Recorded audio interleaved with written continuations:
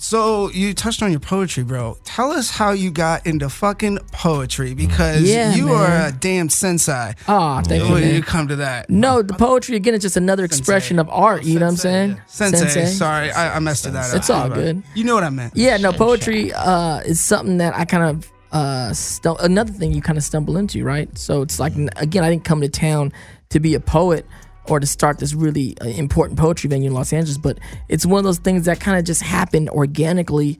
Me and my brothers were breakdancers and we all became actors, but then, of course, because we came up in the hip-hop generation, and we still consider ourselves, me personally especially, consider myself a hip-hop artist that just kind of came through acting.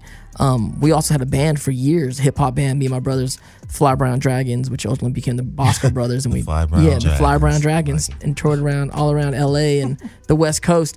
But we were rappers, and I was writing a lot of rhymes, and so during that time in the 90s, the spoken word kind of movement started kind of blossoming. The poetry scene was kind of quiet since whole beat poetry, like 60s and 70s, somewhere around the 80s. I guess it kind of like got really thin to a certain degree.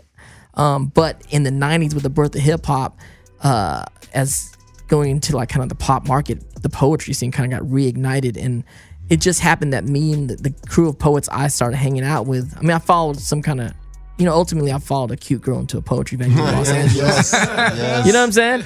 Just going, I don't know. You just Tuesday night, like, I'm this girl. Let's go in here, and then the artistic side of you just kind of gets inspired by the scene, and you're like, yo, I got a verse I could drop, and then you're on the mic, and then you start writing poetry, and becomes a part of what you're doing. And this is how it happened. Basically, I started a venue outside in my living room over 20 years ago. Friends and friends of friends, and it was originally called DPL, Dante's Poetry Lounge, right? Dante's Poetry Lounge. And so actually, it's so many different things happened. It was like there was a group, these two really cute Puerto Rican girls had a spot on Melrose, and they had a club, and my dude Chris Spencer used to host the club, right? But then they wanted to do poetry somewhere in the middle of the night, and they brought me in, and that became Dante's Poetry Lounge. I bring a poet or two with me, and we do poems, and then that ended up in my living room because it just started getting popular. And then it was just so packed in my living room. We moved to another party called Blase Blas on La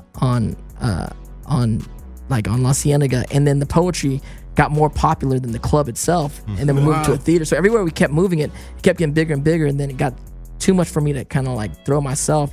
I brought in my partners that were the co-founders of the Poetry Lounge, Shihan Poetry and Jamel, brother Jamel. So what happened was, we became the founders of the Poetry Lounge. I kind of took my name off it just because, I don't know, it wasn't about me, it was about us. So DPL became DPL, Dub Poetry Lounge. But everyone was like, does Dante. Matter of fact, we kept the same flyer because, we didn't have money to make new flyers. I just covered the NTE up on the flyer at Kinko's, and Dante's Poetry Lounge became Dub Poetry Lounge. So you started the Poetry Lounge.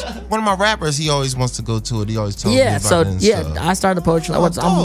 DPL. For the OGs are like, everyone knows DPL, like, duh, is Dante. You know what I'm saying? And that became ultimately an inspiration, which became Def Poetry Jam on HBO and on Broadway, which won a Tony. And now, to this day, over 20 years later, outside my living room, it's the largest weekly open mic venue in the world. Nice. Wow. Which is crazy. Me and Shihan did a TED Talk on it a year or two ago at TEDx in Venice about, the whole TED Talk thing was about small ideas and how a small idea can grow into this big thing. It's like this really small idea thing that a local situation has impacted, the arts world has impacted all these artists, has serviced all these poets and the audience, hundreds of thousands of people that have come through and seen through being there personally and through seeing it online, the impact of what this really small thing of like friends and friends of friends getting together, sharing stories through poems in my living room, like what blew up from that, which is crazy. It's good to see those roots. Yeah. It's good to keep it's grounding.